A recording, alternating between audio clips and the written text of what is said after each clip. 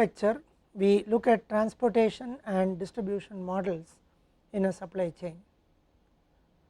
We spend some time on understanding the broad issues related to transportation and distribution, and then we address a few mathematical models and provide solutions to them through numerical examples and illustrations. The supply chain decisions we have seen can be categorized into location decisions, production decisions, inventory decisions, transportation or distribution decisions. Information related decisions also can be added to this. So, transportation and distribution decisions are among the most important decisions in planning and executing a supply chain. Distribution essentially talks about moving the manufactured items to the end customer. In an earlier lecture we defined supply chain as a network of facilities and distribution options that procure a set of parts or products, transform them into finished goods and distributes them to the customers. So, you can find the role and relevance of distribution in the supply chain by its presence in the very basic definition of the supply chain. Distribution is important because for two reasons. One is the manufactured products should reach the customer in the right quantity at the right time. While achieving customer service by distributing them in time, it is also important for the organization or the supply chain to ensure that the cost of distribution is suitably managed and the cost of distribution is minimized or is as small as possible. So, now we will see some aspects of the costs related to distribution directly and indirectly. The most important cost is the vehicle related cost, because if manufactured products are transported from one place to another, we definitely need a mode of transportation which involves different kinds of vehicles. Most frequently used is the road transportation, though sea transportation and transportation by air and mixed modes of transportation are also prevalently used. Whatever be the mode of transportation, there is a vehicle that carries these items from one place to another, and there is a vehicle related cost. Most of the times this cost is proportional to the distance, and there are times there is also a fixed cost in addition to the vehicle related cost, which could be the cost of owning the fleet of vehicles or the cost of hiring some of these vehicles, or trip specific costs such as toll and so on. So, there are some fixed costs which are also there in addition to the vehicle related cost. These costs are not proportional to the distance of movement of the products. There are also costs related to the quantity that is being transported. The vehicles have fixed capacity, and depending on the quantity that is being transported, we would be requiring certain number of vehicles. So, the number of vehicles used will first depend on the quantity that is transported. It would also depend on the volume or the size of the product that is being transported. In addition, there are also loading and unloading costs, where the items have to be loaded into the vehicles or the trucks, and they have to be unloaded when these vehicles reach the customer destinations. So, there are costs related to loading and unloading. The fourth one that we see here is inventory costs, and there is always the cost of holding the inventory at any point between the factory or the place where it is manufactured and the customer destination. At any point in between these two, the inventory is held and there is a cost of holding this inventory. We have already seen that the cost of holding inventory can be treated as the interest that is to be paid on the money that is invested in making the product. We have also seen some aspects of trade off between inventory cost and distribution. If we centralize the distribution and keep it in a central warehouse, the safety stock or excess or extra inventory that is to be held will be less, but the transportation cost will be more.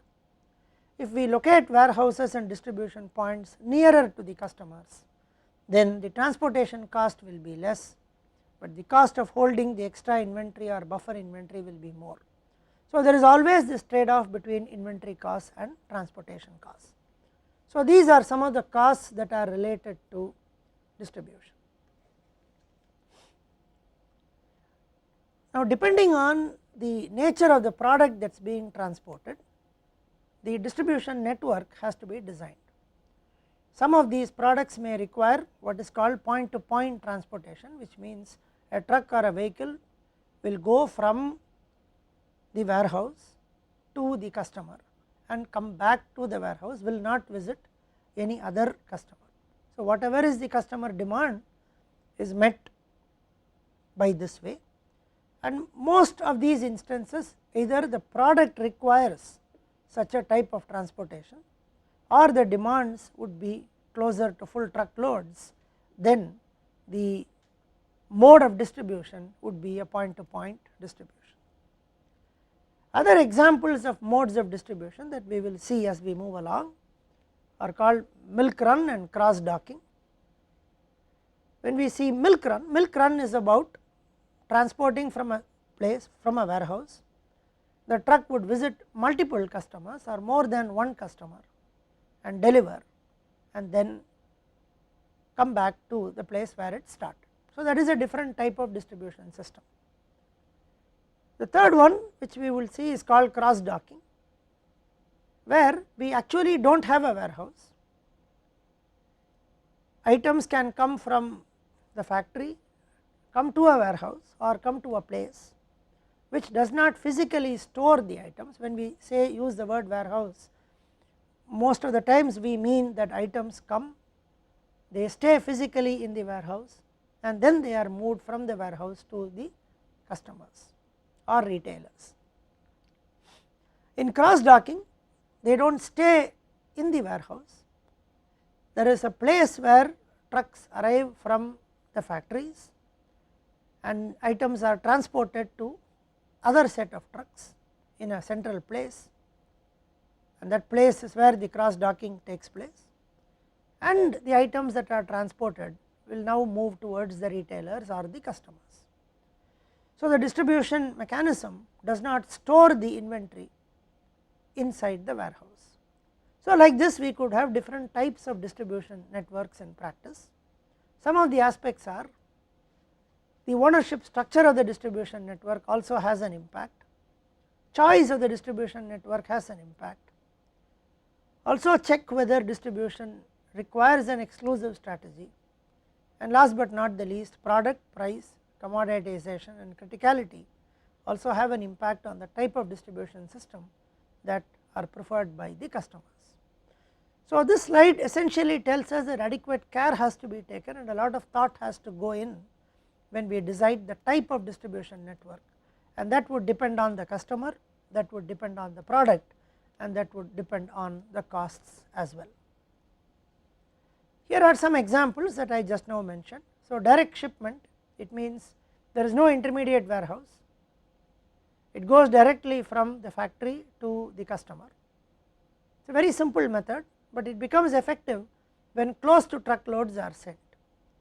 If the demands are such that we do not have close to truckload, then direct shipment is not advantageous, because there is always a fixed cost of hiring or owning a truck and transporting items through the truck, and that cost will increase, and therefore direct shipment will not be a cost saving proposition or it will not be economical. Therefore, the cost can be slightly higher. It becomes effective only when we have close to truckload that is being sent from the factory directly to the retailer or the customer.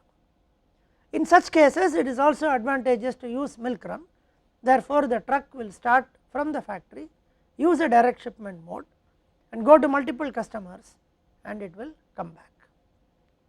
Here we have better truck utilization, the costs become lower and there is a little more control. Next model is to ship via an intermediate distribution center. So, there is a distribution center that stores the inventory and transfers the items, and from there it goes to the end customers. We could also have distribution center cross docking, where it is not exactly physically stored in the distribution center, but cross docking takes place. And this kind of a design can also be with or without milk run. So, if it has milk run, then it goes to multiple retailers from a single supply or multiple supply to a single retailer, and it will be designed that way. It is also important that we should look at inventory costs. So, distribution modes with higher transportation cost is justified only when they result in significant inventory reduction. We have already seen that there is a strong relationship between the transportation cost and distribution cost. There will be situations and modes where the transportation cost would appear lower, but that would result in inventory being distributed in several places, increasing the cost of holding the inventory, and particularly when we consider the buffer or safety inventory that is required to take care of uncertainties, the cost of holding them will be very high. On the other hand, some modes will require a higher transportation cost and that would result in lesser inventory cost.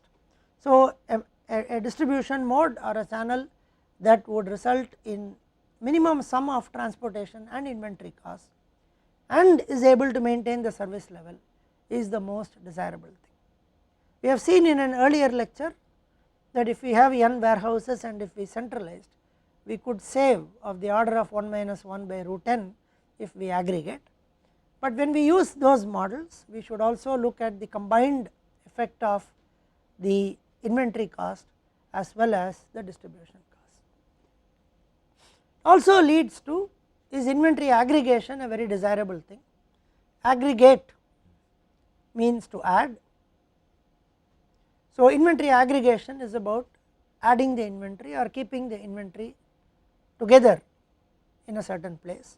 So, inventory aggregation talks about storing in few warehouses, which means the transportation cost will be high, and as I had mentioned, the cost of buffer inventory will be low when we use this model. Here again we also have to look at a trade off between inventory cost and facility cost, because when we set up few warehouses, the cost of setting up the warehouses has to be looked at and the capacity of these warehouses also has to be looked at. Now, from a customer's point of view, tailoring the transportation based on customer distance, size or product demand allows the supply chain to achieve responsiveness and cost reduction. So, at the end of the day, we also have to make sure that customer expectations are met, service levels are met, and responsiveness, which is a measure of customer expectation or ability to meet the customer expectation, is achieved. So, all these factors are to be considered when distribution channels and transportation modes are being considered for distribution. Finally, all these will have to be linked to the very basic definition of the supply chain, which talks about procurement, manufacturing or transforming them into finished products and distributing them. To be able to meet the customer demand and maintain service levels and to be able to do it at minimum cost is the very purpose of the supply chain, and the minimum cost is the cost that is aggregated or added considering all the players in the supply chain. So, with that in mind, we have to look at all aspects of decision making in the supply chain, including distribution decisions. Now, we move to some mathematical models which are available, which can be studied, which we are going to look at, which help us in making distribution decisions in the context of the supply chain. Some of these are familiar and some of these we would have seen earlier in this course as well as in some other courses, but I will address them for the sake of completion and for the importance that they have in the context of distribution in the supply chain. The first problem that we will be looking at is the transportation problem.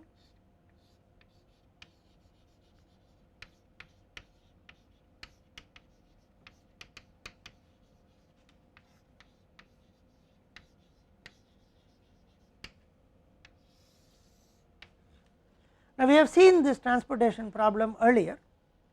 We saw some aspects of transportation modeling in the previous lecture, where I had described the transportation problem as the first and the most basic problem that we have to study in distribution. I have also explained transportation problem in a little more detail in the operations research course, where we have several lectures that address the transportation problem.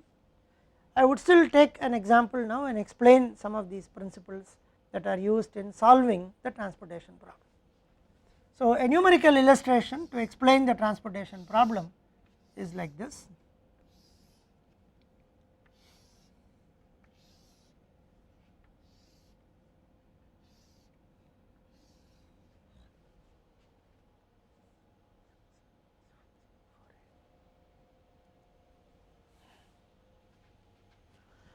We explain the transportation problem using this example.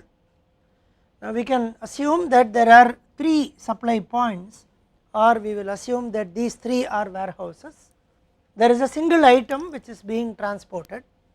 These are the requirement points or the destination points. In the context of supply chain, these can be seen as retailers or customers. Now, the single item has to be transported from these 3 warehouses to these 3 retailers or customers. We have given an example where the total supply is equal to the total demand and both are equal to 130. Now, this number represents what is called the unit cost of transportation, which means it represents the cost of transporting one item from this to this is represented by this 4. So, we assume that the costs are proportional or linear. So, if we transport one item, it is going to cost 4. If we transport 20 items from this to this, it would cost us 80. Therefore, we are trying to minimize the total cost of transportation such that all these items from which are available here are transported to the customers or the destinations. Now, the formulation of the transportation problem is as follows. Xij is the quantity transported from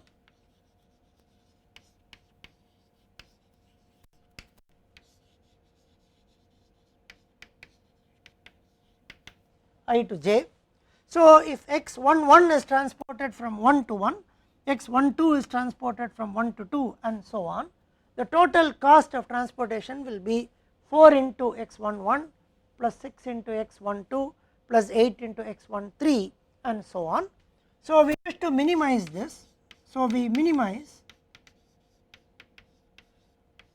4 into x11 plus 6 into x12 and so on. So, we minimize 9 terms which are there from x11 to x33, and this is generally written as minimize sigma Cij Xij, I equal to 1 to 3, j equal to 1 to 3. There are 3 suppliers and 3 customers, and it is not necessary that we should have an equal number of suppliers and customers always.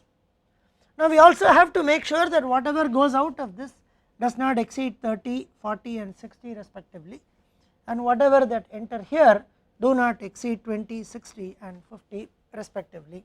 So, that gives us sigma Xij less than or equal to Ai, which means x11 plus x21 or x11 plus x12 plus x13 is less than or equal to 30. So, x11 plus x12 plus x13 less than or equal to 30. We will have 2 more constraints, one for this and one for this. The general expression is this, where Ai is the availability in place I. Similarly, what is required? This is the minimum amount of items that are required. So, the amount that come into this is x11 plus x21 plus x31. So, we will have the other constraint of the type x11 plus x21 plus x31 is greater than or equal to 20. So, there are three constraints like this, one is for the first one, second one and the third one. This will be x12 plus x22 plus x32 greater than or equal to 60 and so on. So, this in general is x sigma xij greater than or equal to bj summed over I here and summed over j here, and xij is greater than or equal to 0. So, this completes the mathematical formulation of the transportation problem. Now, this transportation problem with m supply points and n demand or destination points will have m into n variables,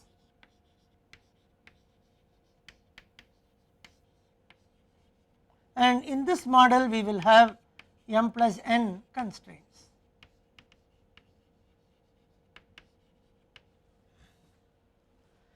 And this xij also need not be integer, xij can take continuous values.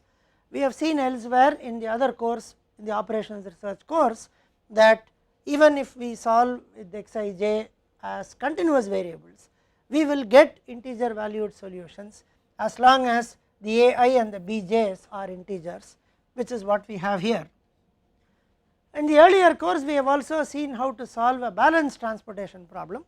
Now, this is a balanced transportation problem because the total supply is 130 and that is equal to the total demand.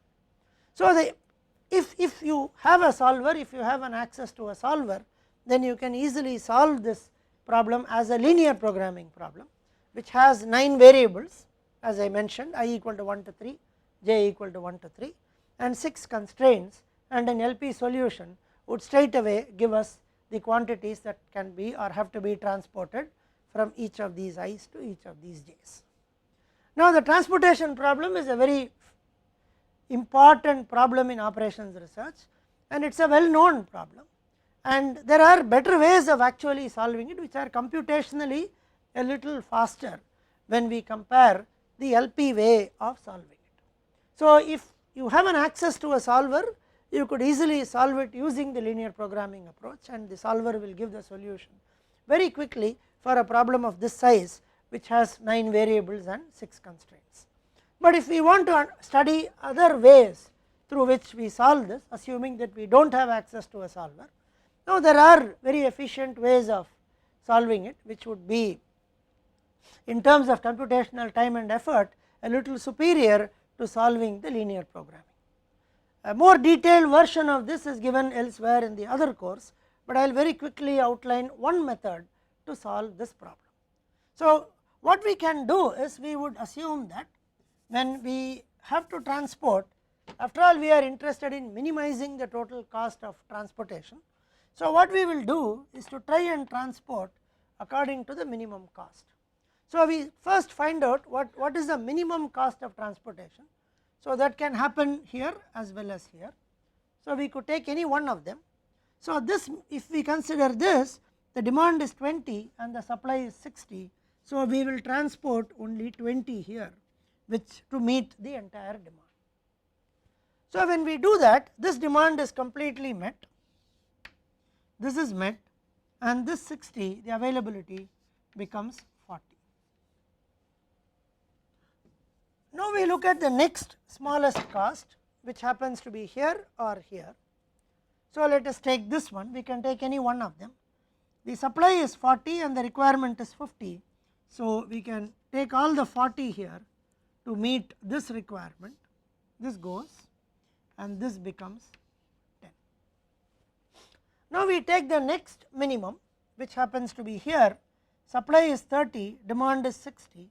So, we provide 30 here, this is completely exhausted, and then this becomes 30, and we realize that we have to use this 30 and this 10, so that the supplies and demands are met.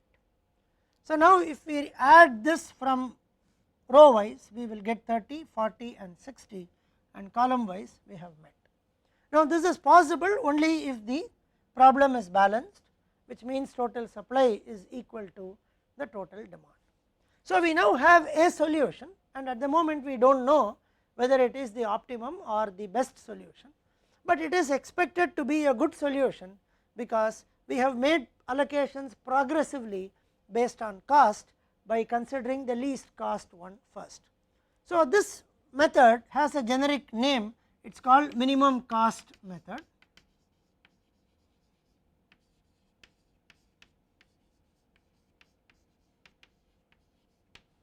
Now, the total cost of transportation would be 6 into 30 is 180, 240, 80, 240 and 120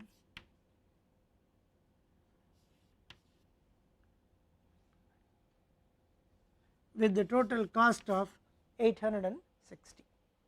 Now, there are some interesting things about it.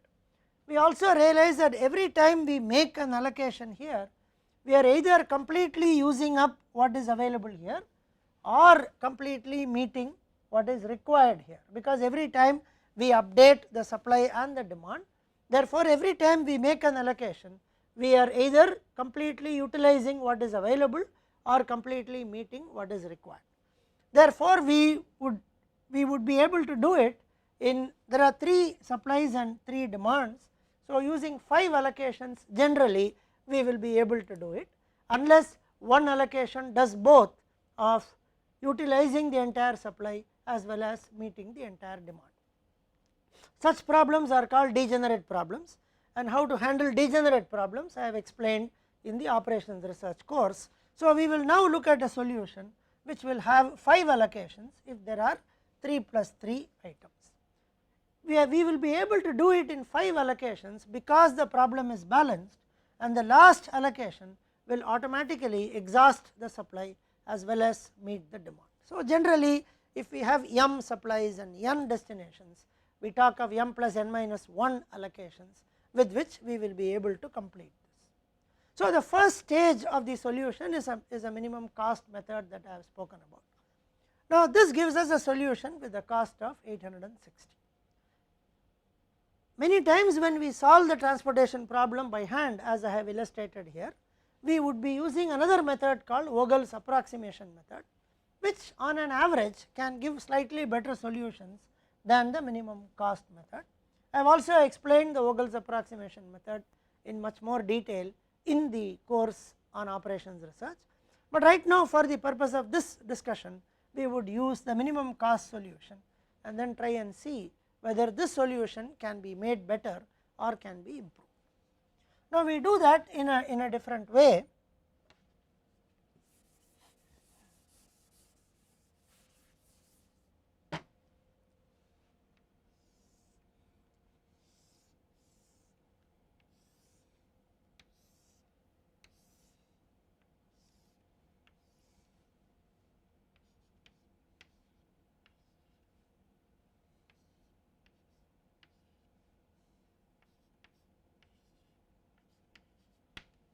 Now, if this solution is not the one that has the minimum cost, then there is some other solution that has a cost lower than this, and such a solution is expected to have at least one different allocation. So, right now there are 4 places where there is no allocation. So, we check if any one of the presently unallocated position can actually get an allocation. So, if we try this, so we have a 30 here. So, if we try to put a 1 to make an allocation here, then we have to reduce 1 here to meet this requirement of 30, 40, 60, 20, 60 and 50. So, if we put a plus 1 here, then I have to put a minus 1 to meet this, then I have to put a plus 1 to meet this, and I have to put a minus 1 to meet this as well as to meet this. This is called a loop.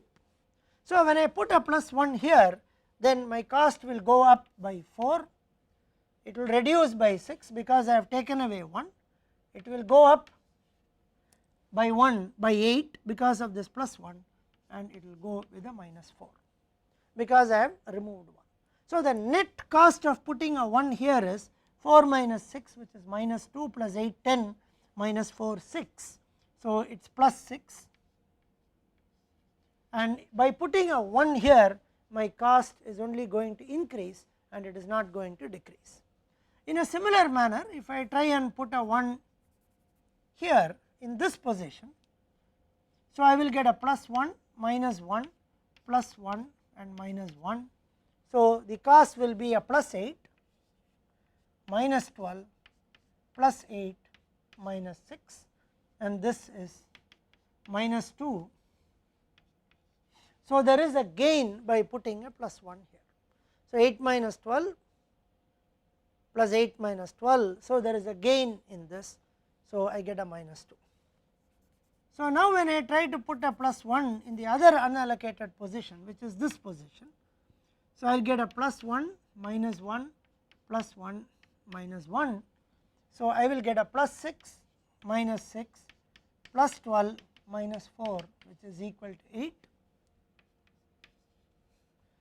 So, the cost will increase, and if I put 1 here, it will be plus 7 minus 6 plus 12 minus 8, which will again be positive. So, 7 minus 6 1, 1 plus 12 13 minus 8 is plus 5. So, now we observe that putting something here, adding a 1 here can reduce the cost. So, we try to add as much as we can, so that the cost will come down. So, the maximum that we can do here is a 10, so that this will become 0, this will become 40, and this will become 20. Now, we realize that the total cost of this solution is 120, 6 into 20 plus 80 plus 240 plus 80 plus 320 .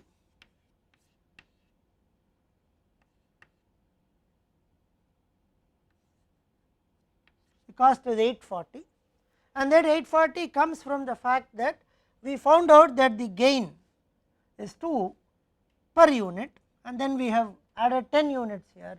So, the gain is 20, and therefore, 860 becomes 840. Now, this is the next solution with the cost of 840, and now we need to check whether this solution can be improved further. So, we try and add a 1 to all the unallocated positions. So, when I do this here, I get plus 4 minus 6 plus 8 minus 4. So, 4 minus 6 is minus 2 plus 8 10, 10 minus 4 is 6, 4 minus 6 is minus 2, minus 2 plus 8 is 6, 6 minus 4 is 2, which is positive. So, I will get a plus 2 here.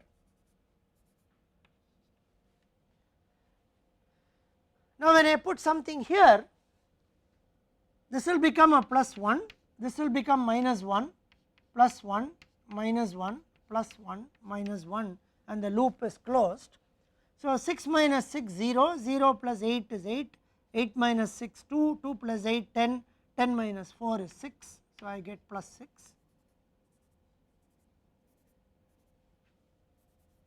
When I put a plus 1 here, this is the loop.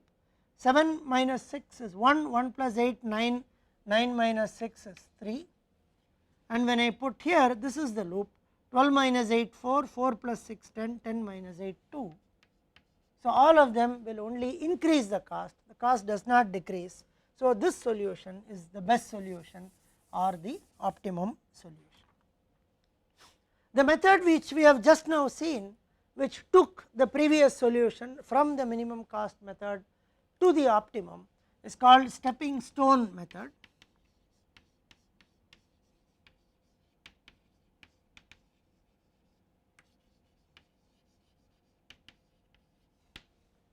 And the stepping stone method will provide the optimum solution from a starting solution. The minimum cost method solution is called a starting solution. It is also a basic feasible solution, and the stepping stone method can help us to get the optimum solution. Many times when transportation problems are solved by hand, or even when efficient programs are written, Another method called the modified distribution method or the UV method is usually used instead of the stepping stone method. I have explained the UV method in detail in the operations research course. Now, for the sake of illustrating this from a point of view of distribution, I have explained it using a combination of minimum cost method and the stepping stone method. Both the minimum cost method and the stepping stone method are very intuitive methods that give us a good starting solution as well as finds the best solution from the starting solution. Other methods such as Vogel's approximation and UV method, which are widely used, are also intuitive, but they are also computationally a little intensive and a little different, and might also require some principles of operations research and duality, etc., to explain how they work. Now, for the purpose of making it simpler and for illustrating it, I have used a combination of the minimum cost method as well as the stepping stone method. So, this is how we solve the transportation problem optimally, one of the ways of solving it optimally, and this is the final solution, where this 30 that is present here, 20 will go to this customer, 10 will go to this customer, this 40 will entirely go to this customer, and out of this 60, 20 will go here and 40 will go here. So, this person will, both these people will get their items from two suppliers. This person will get it from these two, the other one will get it from these two, this person will get only from one person. Similarly, this person will be supplying to two people, this person supplies to one person, this person supplies to two people. So, this is how the basic transportation problem works. Some of the important aspects in the transportation problem is the assumption that there is a unit cost of transportation and that the total cost of transportation is actually a product of the unit cost and the quantity. For example, when we computed this 840, we said 6 into 20 plus 8 into 10 and so on. So, if 20 units are transported, the cost is 120. Now, this linearity, proportionality, additivity assumption makes the problem a linear programming problem here, but in practice we also observe that the actual cost of transportation need not be the per unit cost multiplied by the quantity. When we actually look at truck loads that move, now the truck has a certain capacity, and irrespective of what quantity that goes into the truck, as long as it is within the capacity of the truck, then there is the cost of transportation is actually the distance between the source and destination multiplied by the cost of traveling a unit distance, and need not be dependent on the quantity that is being transported. In addition, the truck would have a fixed cost that would be there for hiring the truck and utilizing it, or the cost associated with owning the truck, and if there are some tolls, then additional cost is being paid. So, when we look at the cost structure, which is very different from the cost structure that we are looking at here, that would lead us to different problems which can be solved using techniques and principles of operations research. We would be seeing some of them. At the same time, we would also be extending this to multiple stages. So, we will next see the multi-stage transportation problem, which is here. So, now we explain a multi-stage transportation problem, which is quite common in the context of supply chain. So, we could think in terms of three supplies or three factories. For the purpose of illustration, we have two warehouses or two intermediate points where they are stored, and then for the sake of illustration, we have three customers.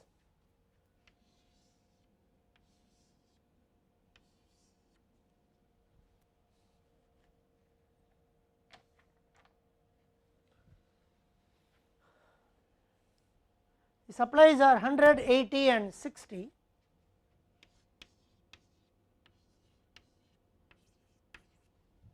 And the requirements are 90, 70 and 80.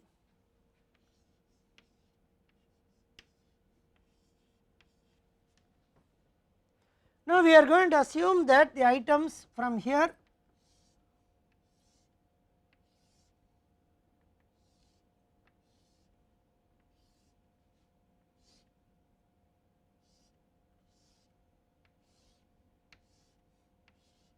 move like this.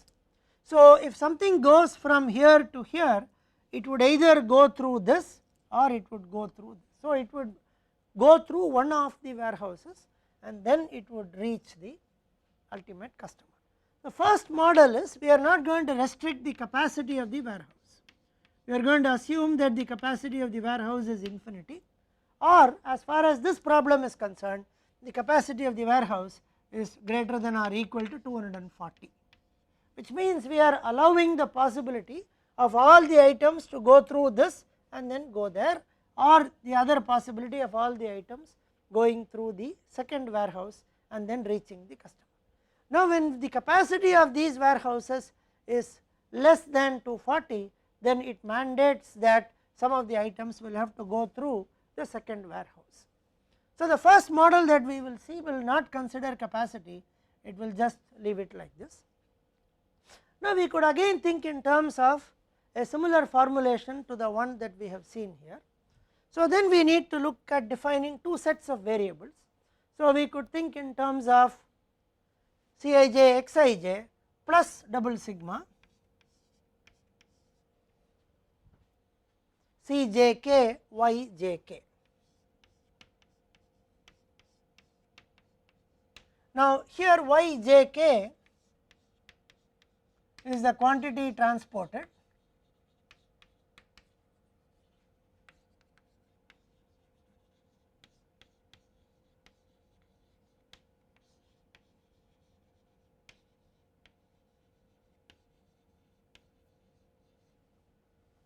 j to k. So, here j is the intermediate storage which we call as the warehouse, I is the production facility which could be a factory, and k are the customers who are here. So, we solve a two stage transportation problem. Transportation in the first stage involves the Xij variables, transportation in the second stage would involve the Yjk variables. Now, the constraints also become a little different from this.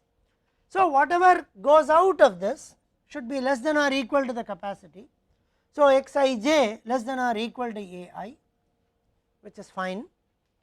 Whatever that reaches here should be greater than or equal to the requirements. So, Xjk summed over j should be greater than or equal to Bk. Now, k stands for the customer, Bk is the demand of the customer. So, whatever reaches the customer is greater than or equal to Bk. Now, in the event of a balanced problem, that is total supply is 240, total demand is 240, exactly 90, 70 and 80 will reach and all the 100s, 80 and 60 will be exhausted. If it is not a balanced problem, then depending on if this is higher than this, then all the demand will be met. Even in that case, the more than the demand will not be supplied because the costs will go up. It is a cost minimization problem. As long as these costs are greater than or equal to 0, there will always be a solution where only the exact requirement is met and some of them will not move from this.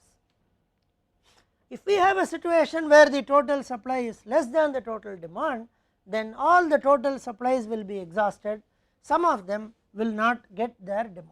So, in such cases we have to carefully define the problem, particularly if there is a situation where the total supply is less than the total demand. If we put an explicit condition that it is greater than or equal to Bk, then it will show infeasibility because it will not be able to meet all the demand. So, this formulation has to be written accordingly, particularly for unbalanced problems. So, it is actually customary to make it balanced by adding a dummy. If the total supply is less than the total demand, then it is customary to add a dummy here and create a notional one, so that we balance it, and then at the end say that whatever goes out of it actually does not go out of it. So, when we formulate it as linear programming, in this case one needs to be a little careful to give due consideration to unbalanced problems, because there can be situations where total supply can be less than or equal to the total demand. So, there is also another set of another constraint which links this, because as far as this is concerned, whatever that goes out should be less than or equal to whatever that comes in. So, you have a set of intermediate constraints which will tell you that for all these intermediate facilities, sigma x j k, whatever that goes out is less than or equal to whatever that comes in, sigma x I j. I am sorry. So, y j k is what goes out. So, in this definition y j k is what goes out. So, both x I j and y j k are greater than or equal to 0. So, this two stage problem, the way we have defined here, so there will be 6 x I j variables, there will be 6 y j k variables, and then there will be 3 constraints here, there will be 3 constraints here, there will be 2 constraints here. So, there will be 8 constraints and 12 variables. One can solve the linear programming formulation this way and then try to get the optimal solution. The optimal solution is shown here with x11 equal to 70 and x12 equal to 30. So, x11 will be 70, x12 will be 30 from here. 2 2 is 80, 3 2 is 60. So, 2 to 2 is 80, 3 to 2 is 60, y11 is 20, y12 is 70. So, y11 is 20,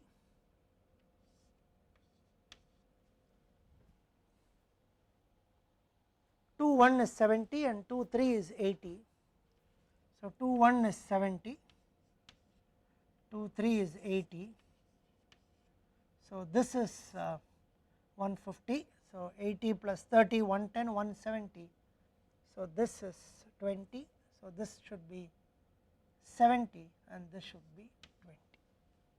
So, this is the final solution. The 70 that comes here goes here, 30 comes here, 80 comes here, 60 would come here, and they get distributed as 20, 70 and 80 respectively. So, if we have capacity constraints, then we put another capacity restriction on this, and that will tell us that sigma x I j is less than or equal to capacity of j summed over I, and the solution can change depending on the capacity constraint that we have introduced. So, one could solve the linear programming formulation here, it would still be an LP. One could do something else. If there is no capacity here, then it is only true that if I have to transport this from here to this or this or this, I will route it through an intermediate warehouse. It could be any one of them, I could route it through the intermediate warehouse such that the distance travelled is minimized. So, what we can actually do in this case is to try and find the shortest path from each of these 3 to each of these 3 passing through these nodes. So, try to find the shortest path and the shortest distance. So, if we find the shortest path and the shortest distance, we will now have the 9 distances, and we can now directly formulate a 3 by 3 transportation problem with 100, 80, 60 and 90, 70, 80 with the value of Cij representing the shortest distance from this. So, 1 to 1, what is the shortest distance? Either this distance or this distance. So, the minimum of them we can write here. So, if we actually compute this, and then a multi-stage transportation problem can be looked upon as a single stage transportation problem, provided there are no capacities in the intermediate stages. So, that is how we solve a typical multi-stage transportation problem. Here we have shown the linear programming formulation to the multi-stage transportation problem. The next problem that we will look at is called the fixed charge transportation problem. We have already seen the formulation of the fixed charge transportation problem in the previous lecture. Now, we will explain the fixed charge transportation problem and then use a numerical illustration to explain the fixed charge transportation problem, and we will see this in the next lecture.